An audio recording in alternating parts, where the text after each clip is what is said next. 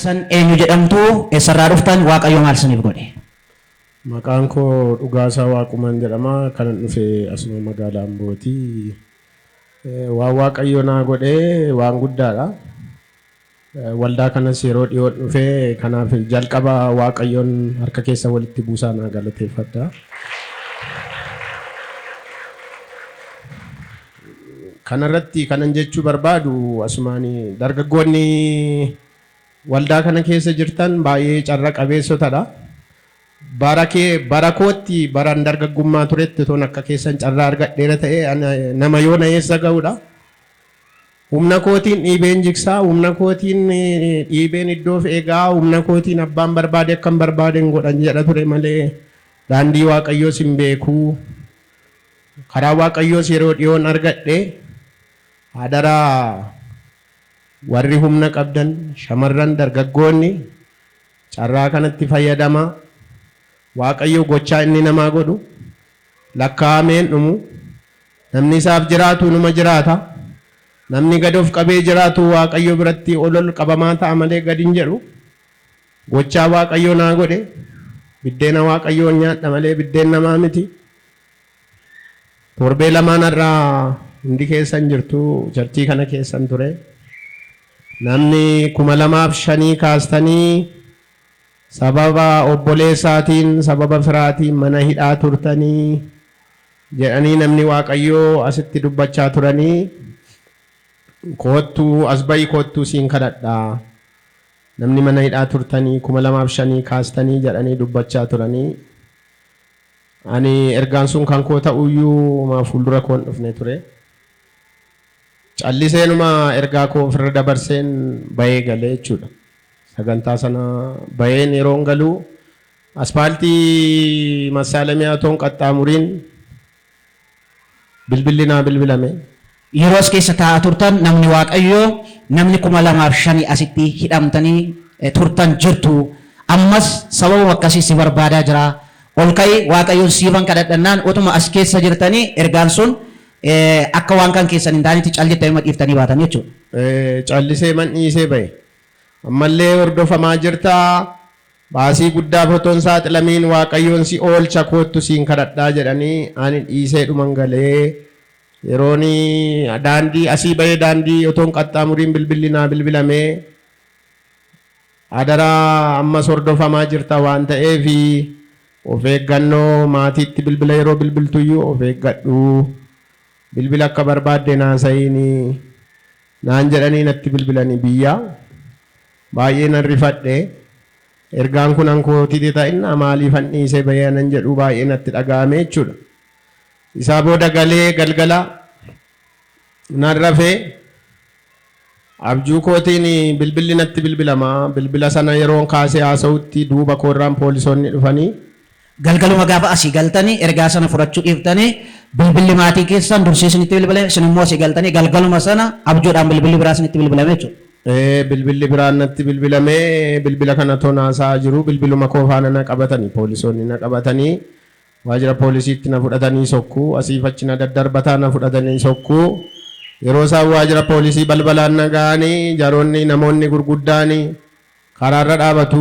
Mucaan kun as galuun qabu, namichi kun as seenuun qabu jedhanii baay'ee mormii kaasanii isaa booda akkuma hin taanetti isaan wal lolanii an deebi'ee mana kootti nan galee ganama ka'een yaa Waaqayyo maaltu naa doochee maalan ta'ee ergaa koo ofirra dabarsee anan jedhuun guyyaa amusii ganama yoon dhufe isaaniin hin argadhu nama Waaqayyoo jedhe.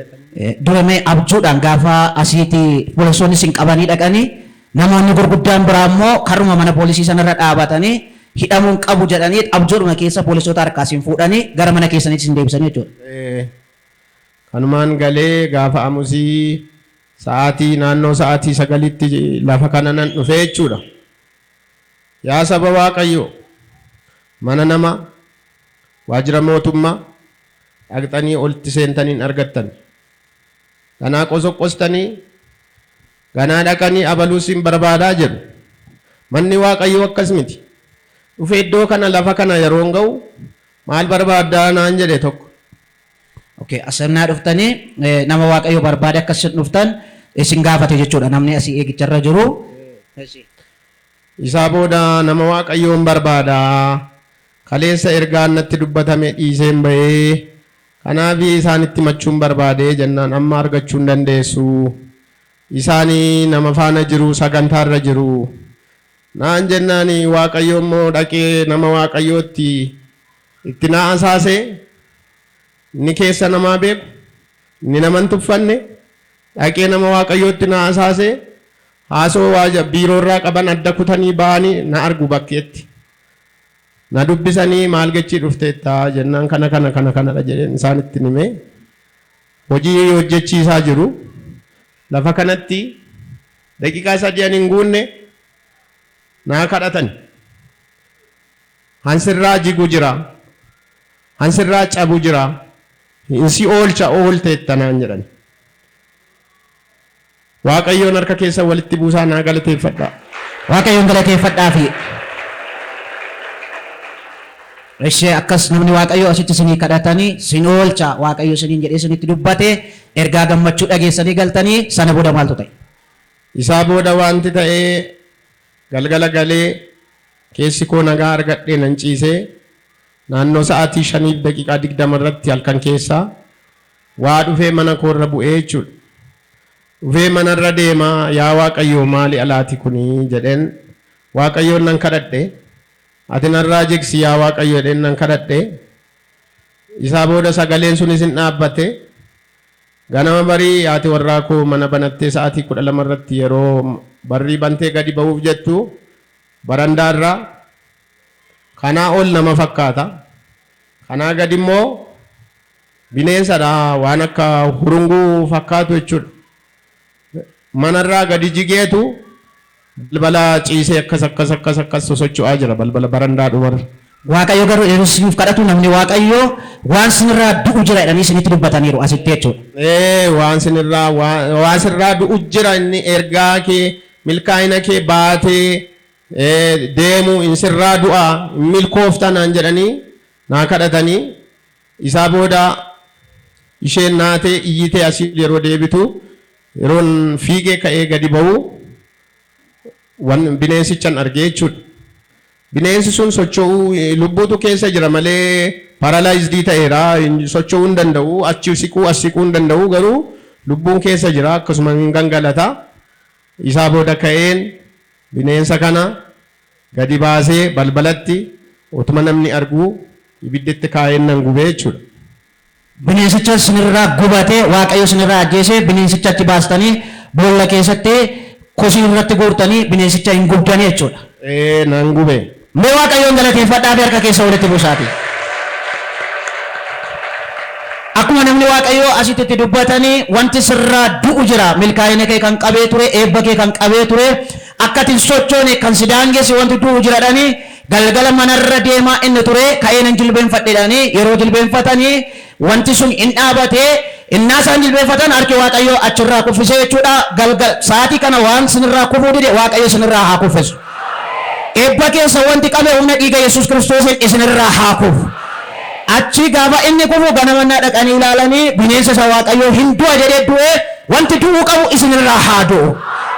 Abiddatti ka'anii gubanii wanti gubachuu dide humna dhiiga Yesuusiin isinirraa haa gubatu. Sana booda hin gubdanii jechuudha. Nan gubee. Namoonni dhufanii arganiinas jiru bineensa kana jechuudha. Bineensa kana nama hundaafuu haaraa ta'ee isaa booda utuman kanaan jiru kun torbee lamaan irraa ture ergaan kun. Inni kun siniif ta'ee dhuga baatiin keessan inni itti aanu moo waa Waaqayyo ammas waan sinirraa jigsuu qaba jedhee inni itti aanu maaltu sinirraa jige? Inni itti aanu moo gaafichuma sana ansirraa jigu jira ansirraa du'u jira naan jedhanii naa kadhatanii muka baargamoo maasii koorra narraa ciraa jedhee maatiidhuma koo obboleessuma koo mirga koo sanfalmadheef waggaa 2005 2008 mana hidhaa ture Waaqayyootti natti dubbate sana jechuudha. Muka baargamoo muka 17tu muka gurguddaa dameensa bitaan mirgatti dagaagee akka nanirraa qotadhee nyaanneef narraa ciruu didanii mana murtii hawaasummaa gandaarraa hanga godinaatti falmee anan qabuuf harkaa fixee dadhabee dhiisee ittiinuu hidhamee 2003 irraa kaasee waan ani hin goone hin qabu, bu'aa bayiin ani hin baane hin jiru. Humnaanis deemeera, seeraanis deemeera, dadhabeen dhiisee aduu baranaa immoo sirraa ciramu jedhanii sirraa haa gurguramu jennaan. Eggasaan gurguranii mucaan obboleessa koo hin gurguramu jedhee namicha bituu dhaqeerraa ari'ee nan dhiise.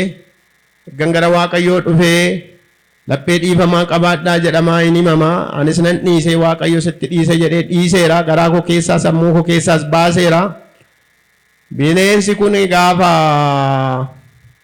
amusii galgala du'ee gaafa jimaataa immoo muka 17 sanatu jechuudha. Bubbeen ka'ee dhugaadhaan fuula Waaqayyoo dura dhaabadhee hin sobu. Muka 17 kana mudhii isaa akka nama magaaziitiin mure. Bubbeen ka'ee muka sanas Waaqayyo narraa garagalchee, maasii koorraa garagalchee. Mee galateeffadhaa Waaqayyo isa guddaa kan isa jabaa isa waa gochuu danda'u. Mee oluma kaa harka keessa dhaabadhaa foori caayyaa Waaqayyoof galata dhiyeessaame. Baay'ee waan namatti tolu, baay'ee waan nama gammachiisu. Waaqayyo gaafa achi ka'u sooruma uumamaatiin namaaf lola. Wanti isiniif lolamuu didee, wanti dhaabatee isiniif falmu guyyaarraa kanaa kaasee harka Waaqayyootiin qimis jedhee kan cite haa ta'u. Baay'ee waan nama gammachiisudha, dhugaadha. Seera uumamaatiin loleefi Waaqayyo obboloonni dinnaanii seera uumamaa qilleensatti kaasee qilleensi muka gurguddaa wakkaamee dhaabachaa ture. Magaazii fudhatee Waaqayyo keessa goree qilleensumaan jijjiskee wanti jiguu didee isinirraa haa jigu. Taa Waaqayyo isin haa eebbisu. Amma mukichi qirixamee ofiinuma isaatii wal qixxaatee dhaabatee jira jechuudha. Wal qixxaatee qirixamee narraa ciramee harka namaa sadadhabee harka Waaqayyootiin narraa ciramee Waaqayyoo galata guddaa argatu. Biddeena Waaqayyoo nyaadha yaa saba Waaqayyoo. Ammayyuu dabalaa Waaqayyoon naa galateeffadha.